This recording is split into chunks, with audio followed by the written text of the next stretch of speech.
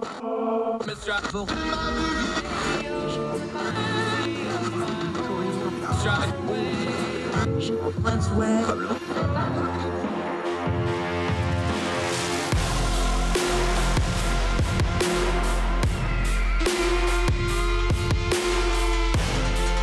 your host, Andrew Donaldson.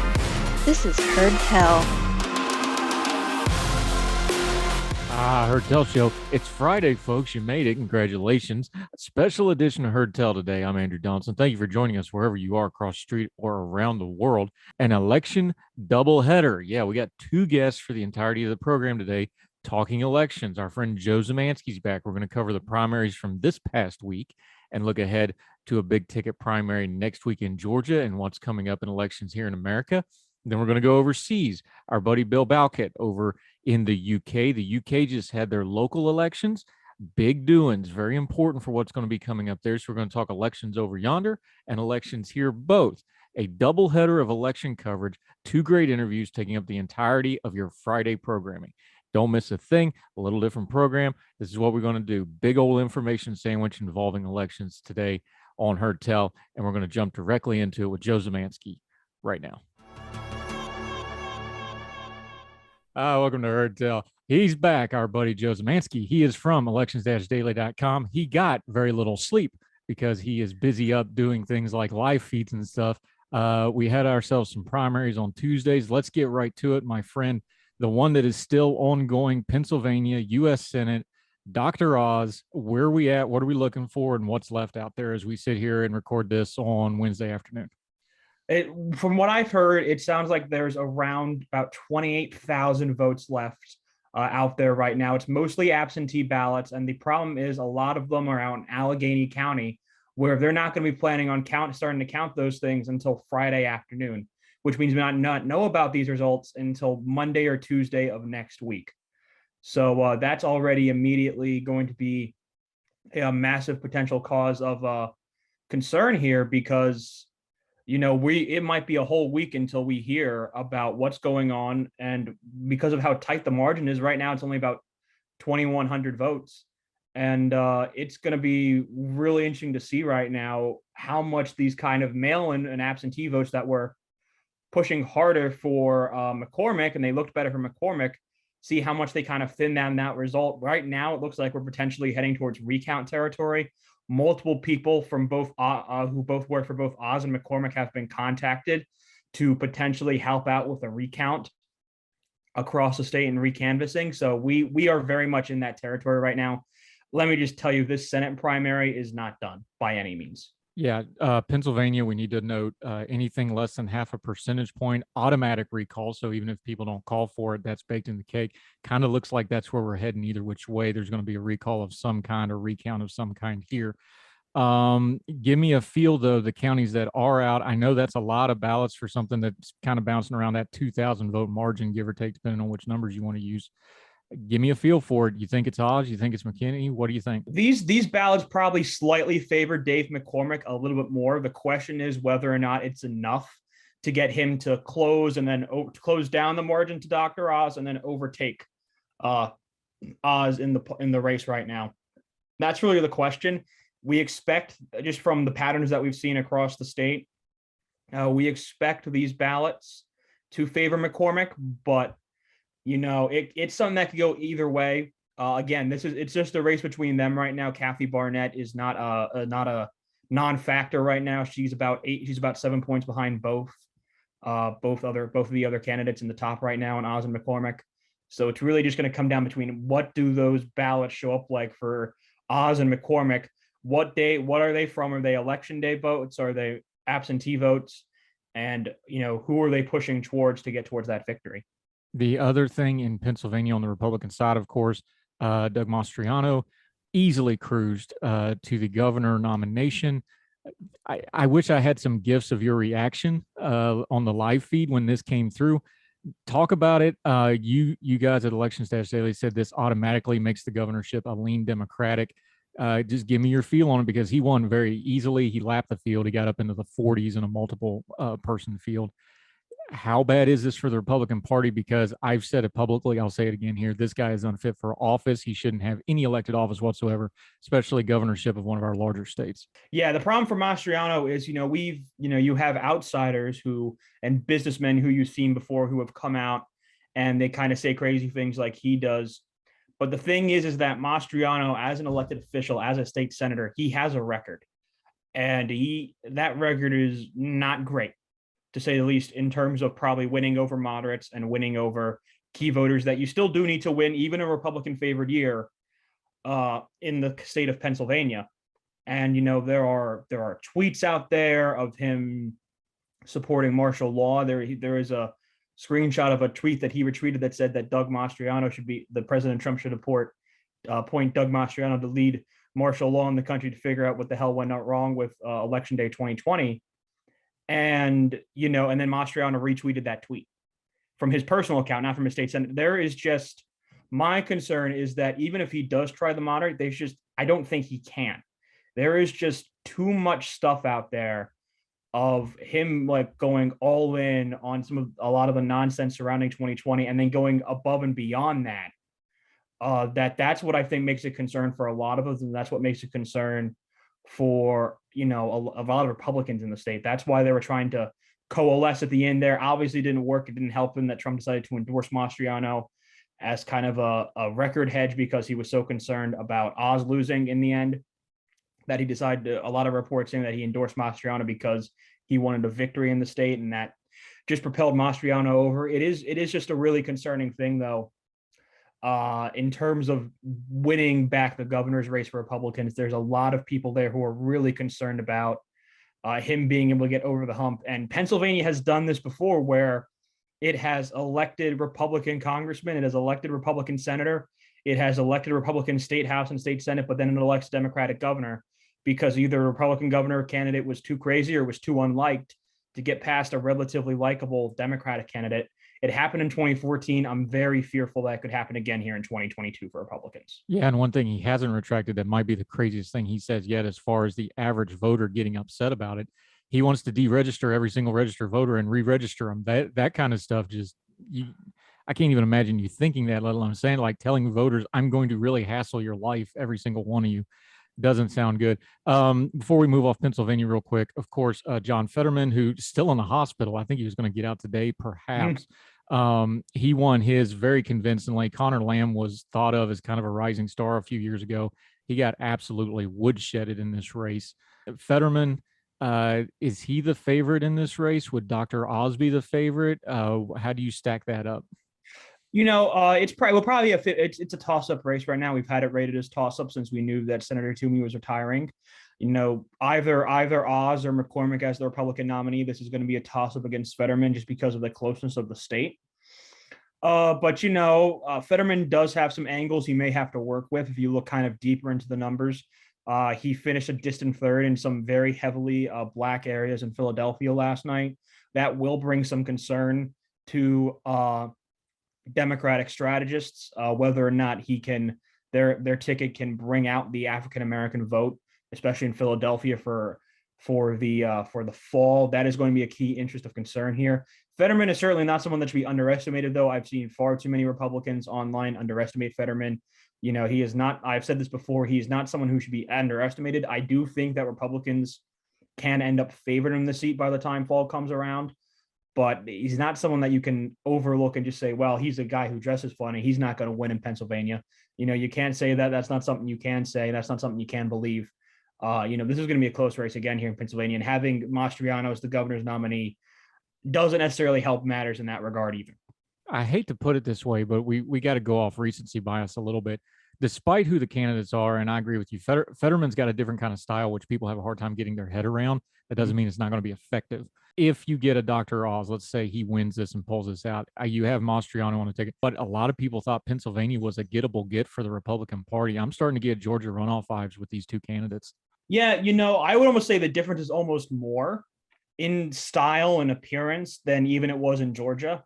I mean, I don't think you get difference in style and appearance than you could get from Doug Mastriano, who, champion of kind of the real right compared to Oz, who even though he pushed up to the Trump base, certainly is someone who look significantly more like someone who's significantly more like a Lehigh Valley or Philly suburbs-based Republican.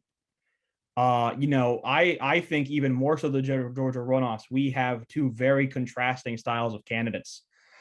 I don't think we really know how this is going to work out for, and I don't think we really know what's it going to do when it comes to, how these two are going to interact, whether that's Mastriano and Oz or Mastriano and McCormick. I don't think we really know how they're going to be able to interact with each other. And I don't know how Mastriano is able to, he's going to have to temper himself down if he wants to have a chance. And if he wants to work with these Senate candidates, he's going to have to temper himself down from his acts in the primary. I don't know how he's going to do that, but we're going to see, and we're going to have to find out. Yeah, that victory speech last night did not indicate he was in the mode to do that. We will see what happens when the money people and the powers that be sit him down and talk to him, which I'm sure is going to happen next few days. Okay, the other premier race turned out to be a dud, North Carolina's Senate race. Budd just ran away and hid with this thing. He almost made 60% of this race. Kind of a surprising number. I've been dead wrong about this race from the beginning. Is this surprising at all to you that it was by that margin and that much? No, I think the issue became is that I think especially Pat McCrory, who was basically Budd's main competitor, I think he very much just ended up being a very flawed candidate. Even someone who probably ideologically aligns a bit more towards McCrory than Budd, I was thinking, I would support Budd because McCrory already lost a winnable race in North Carolina in 2016 when he ran for re-election as governor. He already lost that race. He's a guy who's lost statewide before. In a red wave year, by the way. He was the only state holder in the state, the legislature, the Supreme, like everything went Republican except him that year. It needs to be noted. Yeah. So I think I don't think voters forget that.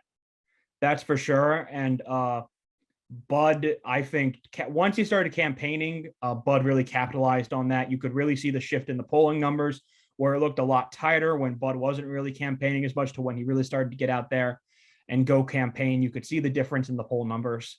And I think Budd just really kind of dominated that in the end. And I think it's a well-deserved victory in the end for Budd after he started to go out there and campaign for himself and make his case known to the voters. Yeah, I actually interviewed him a couple of weeks ago for our radio partner, Big Talker. And I asked him directly because I was one of those criticisms. So, I owned it. I put the hat on. I was like, look, this is what I said. What do you think?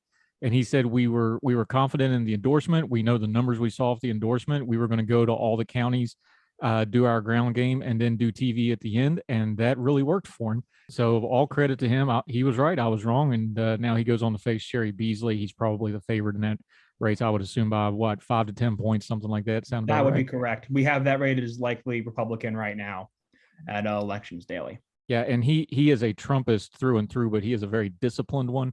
He's not going to do a Mastriano type thing. I think he's going to be tough to beat. Cawthorn, we've already talked about before. He got code-redded by the establishment. Morning, Senator Tillis. How are you in your office? Well done, sir. For those of you that know how those sorts of things work. Quick break. We'll come back with Joe Szymanski in just a minute. That was this week. We're going to look ahead to next week. Georgia on everybody's mind. Talk about it right after this on Heard Tell.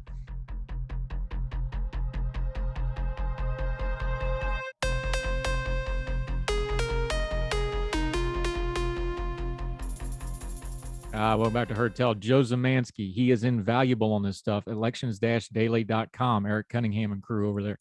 They do good work. If you're not watching them on elections night, you're missing out, especially last night when they discovered that Pennsylvania doesn't know how to count votes and they were going to have to dance for 40 minutes live on air. Very entertaining. Well done, sir. Appreciate your time. I've done live radio. I know how that is. You did pretty well with it. Let's talk Georgia. This is supposed to have been another one of those real key marquee matchup things. This is starting to look like it's going to be an early call and kind of a dud of a night, isn't it? Yeah. So in the last about 3 weeks to a month, incumbent Governor Brian Kemp has started to actually pull away. This is one of the very rare cases where we've seen after a Trump endorsement, the Trump endorsed candidate actually started to lose ground in the polls. We've seen Kemp continually poll above around 53 to 56% of the vote, which would put him above the necessary runoff range in Georgia for a primary. Which is a big deal. If Kemp wins that race, that governor's race almost certainly goes to leans Republican. At this point, general election polling shows him doing about 2 to 3 points better than David Perdue against likely Democratic candidate Stacey Abrams. So it seems increasingly likely that we'll see Kemp versus Abrams round 2.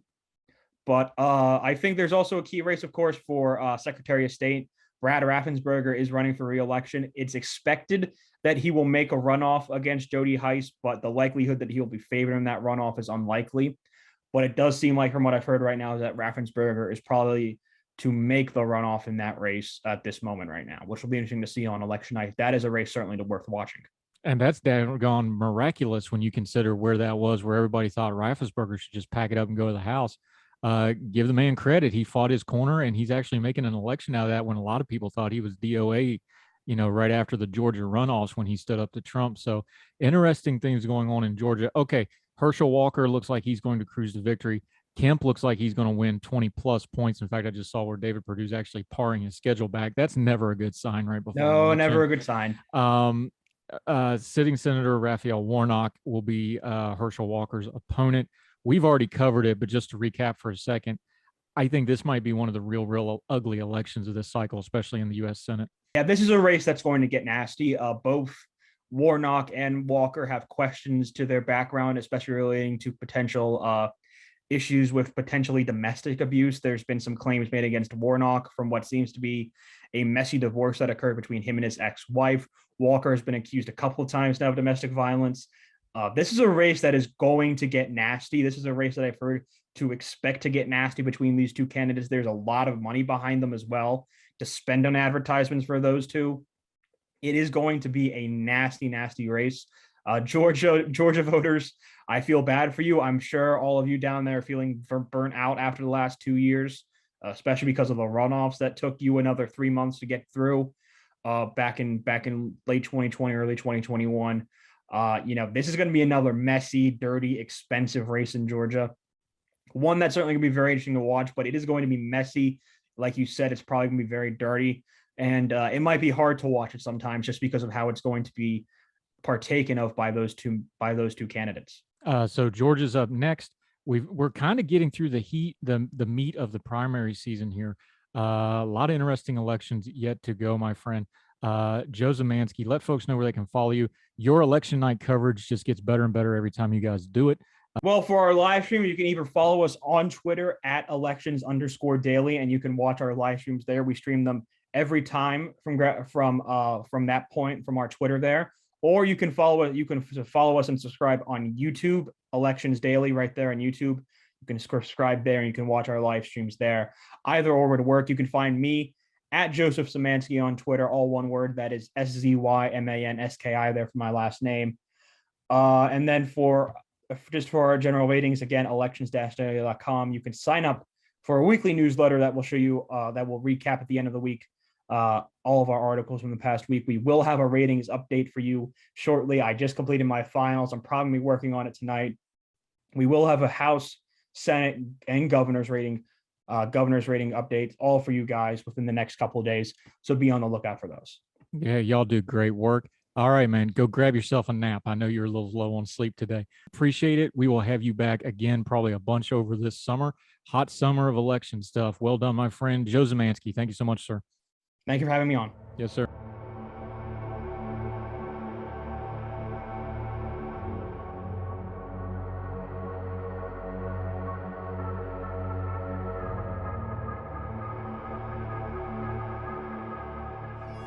Heard Tell show guerrilla style because I'm at an appointment, but I really wanted to talk to our friend over in the UK. And because of the time difference, this is how it works out. We roll with it. We adapt and overcome. Another one of our great Young Voices contributors, Bill Bowkett, from over in the UK. He's got a long list of publishing credits. He's also a media commentator over Yonder. Bill, thank you so much for the time today, my friend. Appreciate it. No, thanks for having me. Okay, so we've been doing some voting over here. About a week ago, we covered the Irish elections up north, y'all. You had some local elections over there, and although these aren't covered the way like a prime minister election would or something like this is a really big deal, and it is a precursor for some of the stuff that's been going on over in the UK lately, isn't it? Yeah, it was a big test for both political parties, actually. It was a test for the Conservative Party to see what effect that Boris Johnson's administration has had on public opinion over the last years since the local elections we had in 2021, which the Conservatives kind of got a bounce from because of Keir Starmer's leadership, and actually the positive reception that the majority of the British public felt that the Tories had done during the coronavirus pandemic. But this was very different because at the moment, Britain's embroiled in a cost of living crisis. The Tories have also been involved in numerous scandals. There's the partygate scandal, having illicit parties, during lockdown when they weren't supposed having to. There's sleaze around second jobs. There's also another scandal called Pest Minister, which has been coming back from the ashes around bullying and sexual assault. So that in itself was a test to see whether Boris Johnson's premiership has had a negative opinion public perception and their voting behaviour, but also as a test for Keir Starmer to see whether he's solidified the centre ground in British politics, whether he's improved since the years of Jeremy Corbyn and the disaster that was the 2019 general election. And on the whole, it was a mixed picture, but it was definitely a worse set of results for the Conservative Party, who lost over 500 councillors. It was their worst result actually since Tony Blair was the leader of the Labour Party. And while the Labour Party also did well in improving in areas like London and the South, they weren't able to make the gains that they were hoping for in their former traditional seats in the Midlands and in the north of England, or the Red Wall as we call it. And of course, there's a lot of scope for interpretation within Wales, Scotland, and also Northern Ireland, but I'm sure we'll get into those lists later on. Yeah, we will. Let's start with Keir Starmer, because we're going to talk about Boris Johnson a lot here. This is kind of now he's getting elections under his leadership of the Labour Party, just not being Jeremy Corbyn. He got a bounce from that, but now this is his party and his leadership. What is the initial reaction now that we've actually done some voting under Keir Starmer is, and it's only fair to point out the lead going into this, you mentioned it, the partygate stuff with Boris Johnson. Keir got himself in a little bit of trouble himself. How do we parse all that out, and where does Keir Starmer and his leadership stand today as opposed to about a week ago? That's the thing with the results, because actually there was a lot of positivity to take with Britain's biggest opposition party, where, as I say, maybe they weren't able to regain, as many councils or take as many councillors from other political parties in the Midlands North, but they were able to make some kind of modest ground. And like I said, in British politics, we've got quite a strong realignment happening, where we're seeing the Tories doing better in outer suburbs, in the countryside, whereas Labour do better in university towns, London, areas where there are mayors as well. But that was short-lived because Keir Starmer was embroiled in his own scandal around breaking lockdown rules, as we call it in the press, Beergate, where he during the last elections, there was alongside the contest for local mayors and also the councils, as well as Scottish and Welsh parliaments, there was also a by-election for a parliamentary seat in Hartlepool. Key Red Wall seat is one that Labour held since 1970, since its formation, and then was taken by the Tories. And they were in Mary Foy's office. She's a Labour MP. They were in her constituency office in Durham, a city in the north of England.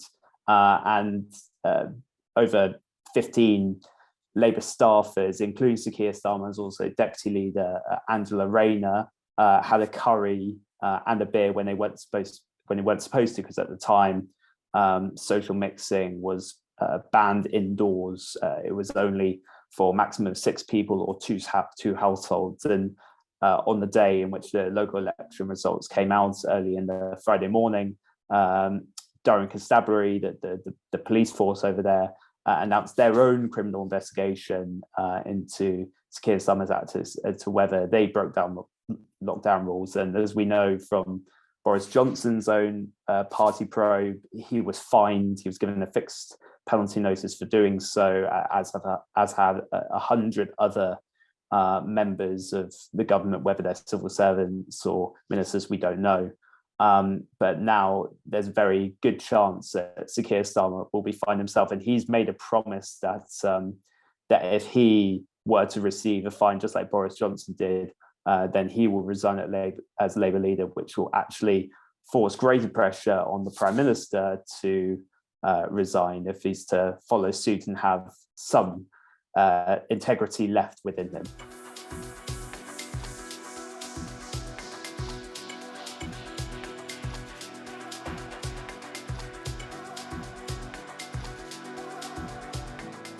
Yeah, Bill Bowkett joining us from the UK, another great Young Voices contributor and a great commentator in his own right over there. Make sure you're following him. One of the things, the speculation was that Boris Johnson has somewhat rode out the trouble he has is because there's not a clear-cut successor to him in the Conservatives, in the Tories. Is the same true with Keir Starmer? If he holds to this and he steps down, is there a clear-cut successor? Or could we be in a situation come the next general election where both parties are kind of scrambling for leadership at the same time?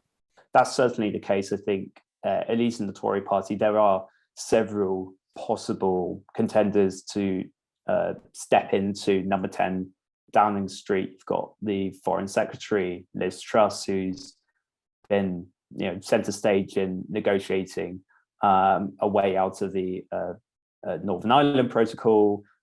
She's also been integral to making all these post-Brexit trade deals with countries like Australia and New Zealand and other countries.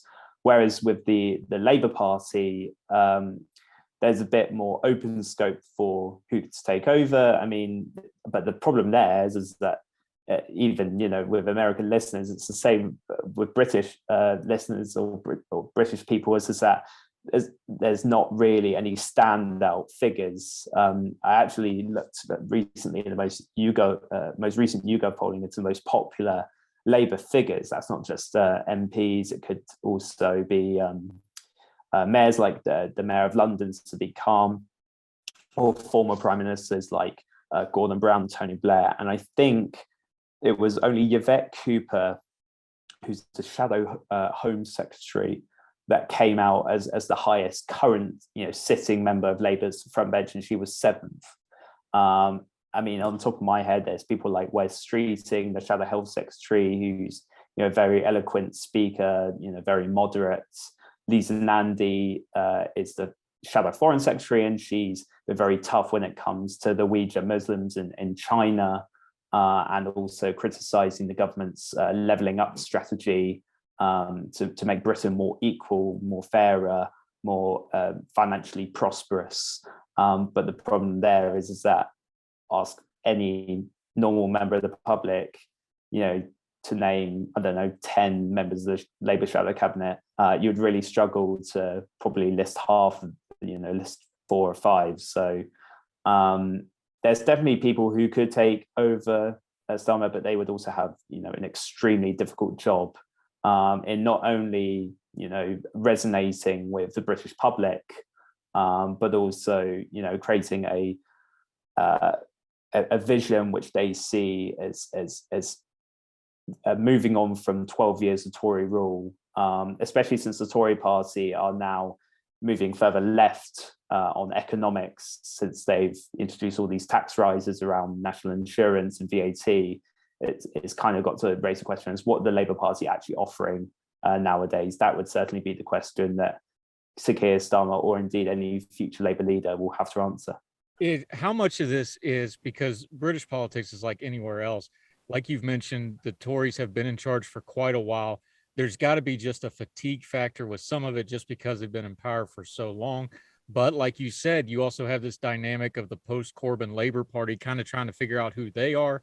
And then in these results, there's definitely something to be said. There's a bit of a rural and urban divide, as we would call it in the States, with some of these results. How much of this is, there's a fatigue, but the Labour Party is still going to have to come with some kind of a cohesive vision here if they're going to take the leadership? Yeah, that's totally true. For the last at least 4 years, at least before the pandemic, the overarching issue was Brexit and Britain leaving the European Union had that referendum where the majority of the public said that we'd be better off being outside the trading bloc, that intergovernmental organisation, and the Labour Party under Jeremy Corbyn's reign, weren't standing for it. During the 2019 general election, they actually had in their manifesto that they would have a second referendum on the Brexit deal. So Labour would essentially go to the European Union in Belgium, negotiate a deal, and then have a referendum where they would campaign against it. And that hurt a lot of voters, especially in their traditional heartlands in the north and in the Midlands, who strongly voted to leave the European Union compared to London and the south of England. So that there's that regional issue, but Brexit is becoming less prevalent. It might be interconnected to things like the cost of living, the price of food, which has been skyrocketing. The Bank of England projects that inflation is going to be at 10% at the end of this year. And because of the way in which the Tories have mishandled the economy by, throughout the pandemic and now post-pandemic, Labour actually leading the Tories when it comes to trust, at least public polling, when it comes to trust in handling and managing public finances. So on the economic side, they do have a strength in there, and I could see come the next general election that they could just simply ask the question to voters, in any election video or during a debate: has your living standards improved under the Tories? And the vast majority of people would say no, and that in itself is a winning formula. It's just, could they incorporate that with a strong message for wider society, for promoting social liberalism, but also proving that they're a more trustworthy party than the Tories, who, like I mentioned, have been embroiled in issues around trust, that sleaze and sexual assault and second jobs. It's going to be tough ask. And also the Tories have an 80-seat majority in the House of Commons, and only once in history has a majority been slashed that big. So it's going to be a mighty challenge for the Labour Party. Yeah, talking to our friend Bill Bowkett over in the UK. We're going to take a quick break. When we come back, we're going to get into some of the policies. Every time they have an election, they do a Queen's speech that lays out the agenda. Couple interesting things in that agenda. We're going to talk about Northern Ireland, as he mentioned. Also, some comments from some ministers got some attention on this side of the pond, so we'll bring that up. Bill Bowkett, more with our friend in the UK right after this on Heard Tell.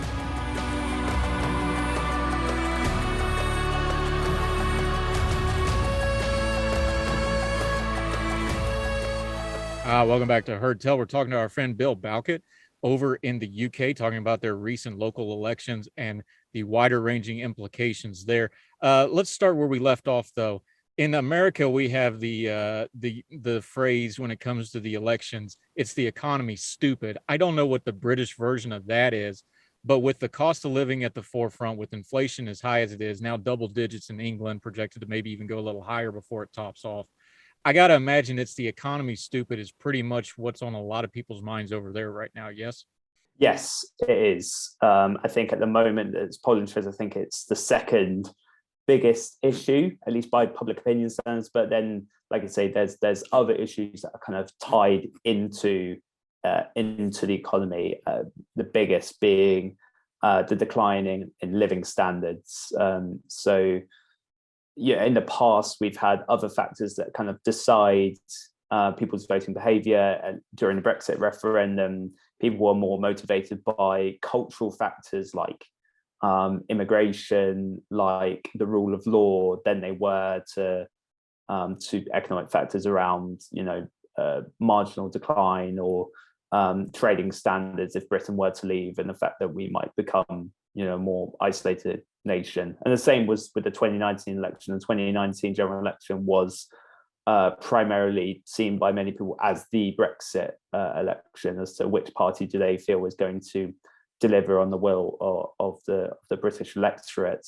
But now, with debt as high as it is caused by the pandemic, there's also been some issues around Brexit, around trade, and supply issues. And also we can't forget the war in Ukraine, which is having a massive impact on trade and also on the price of fuel, and also the rise of inflation is meaning that the price of goods are going up. So food prices and prices, in supermarkets are hiking up as well. So is that infamous Bill Clinton quote goes, then yes, I think the economy is by far and away the most prevalent issue that is motivating people, at least on the doorstep. Now they're talking about the Tories, Bill Bowkett joining us here on Heard Tell.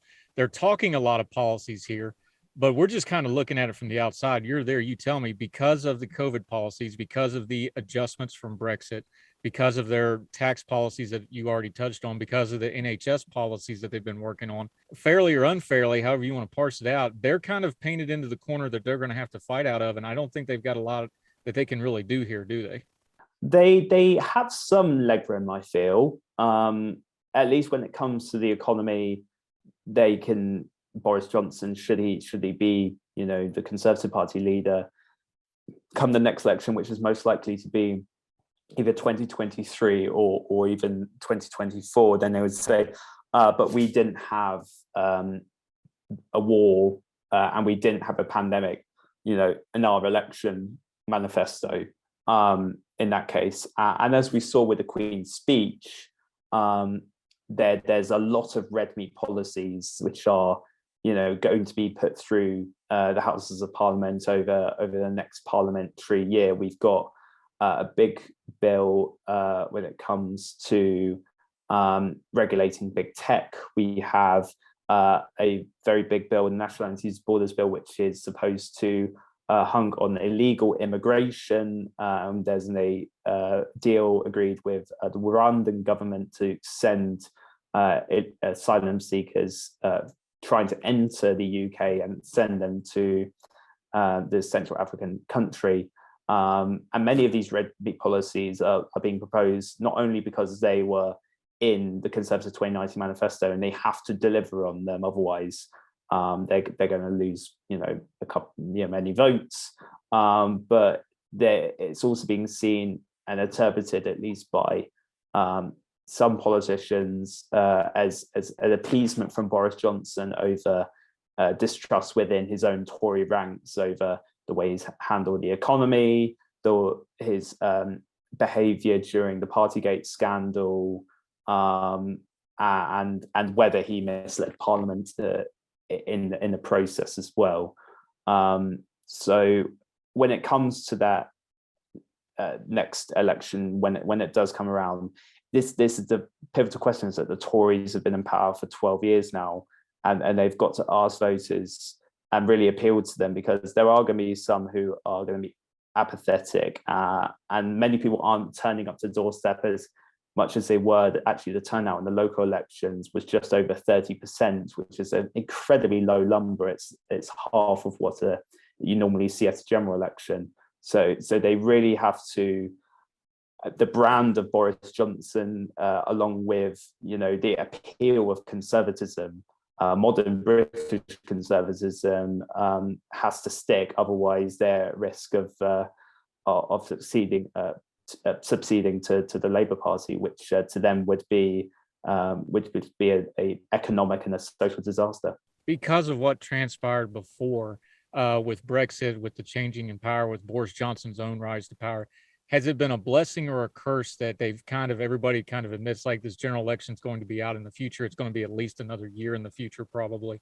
Is that a blessing or a curse to the Tory party that's trying to readjust on the fly here?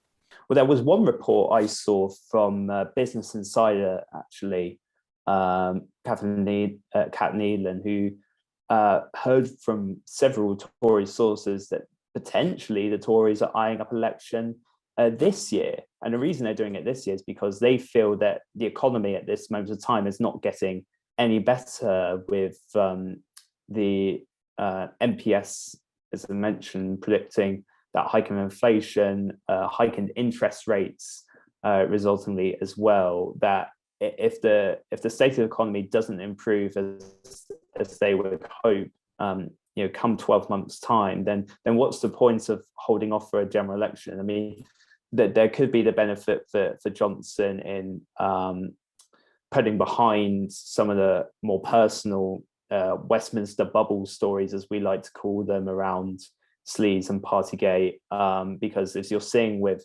public opinion, I think in the most recent Survation poll, it showed still that a majority of the British people want Boris Johnson to resign, and that a majority see him as a dishonest politician. So that in itself could be an advantage, but then that would give also Labour the chance to make more ground. We've got some really important by-elections for parliamentary seats coming up. We've got the Wakefield by-election, which was caused after Imran Khan, a Tory MP, was suspended for sexual harassment, and then we've got another in Tiverton and Honiton by Neil Parish, an MP who was caught watching pornography in the House of Commons chamber. And that in itself will be a test. I mean, local elections actually, as we mentioned, have more local factors involved in it. And the thing is that parties are able to concentrate all their resources into these different marginals and seats to gain the best advantage.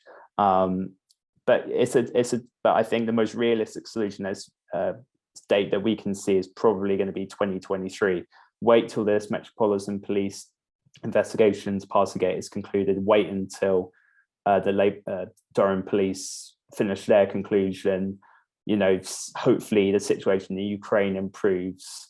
Wait and see if any of the measures implemented by the Tory, like the energy rebate, actually has any impact on people's livelihoods, and see where to go from there. Yeah, it makes that Keir Starmer promise even more interesting if that should go down. Bill Bowkett joined us real quick before we have to let you go. A lot of the threads that went through all of these issues we talked about, the economy, the leftover wake of Brexit, things like this, border policy, those are new spins on a very old problem, has risen since the Queen's speech. Northern Ireland is getting messy and it's getting loud. Just real quickly before we have to let you go, what's the results of that? How is that going to play? Because again, an old problem, a little bit of a new spin in it with Sinn Féin taking power in the Republic of Ireland. How's that going to play going forward? Yes, we can't forget the other parts of the UK as well. Before we get into Northern Ireland and Wales, Labour increased their share of the vote. In Scotland, the Scottish National Party increased their share of the vote. So that in itself is going to raise further questions about a second independence referendum over there. But the big story, I feel, throughout the entire general election, as you said, is what happened in Northern Ireland, which is Sinn Féin becoming the largest party in Northern Ireland. So actually the first time that a nationalist party is the largest party in the province since Northern Ireland was created over 101 years ago. And there are far-reaching consequences with this, not only because the biggest unionist party who have been in power there for many a decade, the Democratic Unionist Party, are refusing to go into a power share agreement in Northern Ireland because unlike other democracies in the UK, where we have a majoritarian system, where parties with the most votes would then be able to rule, or if they lack a majority, they would have to be in coalition. In Northern Ireland, the different factions, the Unionists and the Nationalist parties, actually have to work together, and they have to reach consensus. But the Democratic Unionist Party don't want to do it because they see Sinn Féin as historically, the political wing of the IRA. They see that they're going to break up the union. You hear Mary Lou McDonald, the president of Sinn Féin, wanting a border poll, within the next 5 years. And then we've got this issue around the protocol, which ultimately the Sinn Féin support, but the DUP don't, because it's causing trade barriers between the UK, the Great Britain, as we know, or mainland Britain, and Northern Ireland. And we heard today that Liz Truss wants to scrap elements of the protocol in order to reduce bureaucracy, but also in turn respect the Good Friday Agreement, which is what has preserved peace in Northern Ireland over the last 3 decades. It's going to, just because they won the majority doesn't come, actually, if you combine the different votes from the other parties, then unionism is still the largest bloc, at least among voters. But it's certainly going to put pressure on Boris Johnson. It's going to put pressure on the wider union. And it's going to raise further question as to Northern Ireland would be better off as part of the United Kingdom, or whether it would want to unite Ireland for the first time, in over a century. Yeah, very interesting times. We're definitely going to have you back again to continue to cover this, because it's not going to get less interesting in UK politics. Our friend Bill Bowkett over in the UK, my friend, until we get you back on Heard Tell again, let folks know where they can follow you. You have a lot of writing credits. You have a couple things that you have going, also your social media. Let folks know where they can follow you until we see you again, my friend. Sure. So if you want to read any of the content that I and the team at Reaction do, a commentary news website based in the UK, then please do subscribe. It's www.reaction.life. And if you want to follow me on social media, then it's at Bill_Bowkett. And if you're an avid television or radio listener in UK, then you'll probably see me on either GB News or Talk TV. So I'll be around, but if you're interested in British politics, then it's definitely worth paying £80 British for a Reaction subscription. Yep. I watched some of your clips. You do good work, my friend, and hope to have you back soon to talk a little more UK politics. Appreciate your time today, Bill Bowkett. Thank you so much, sir. Thank you so much. Appreciate it.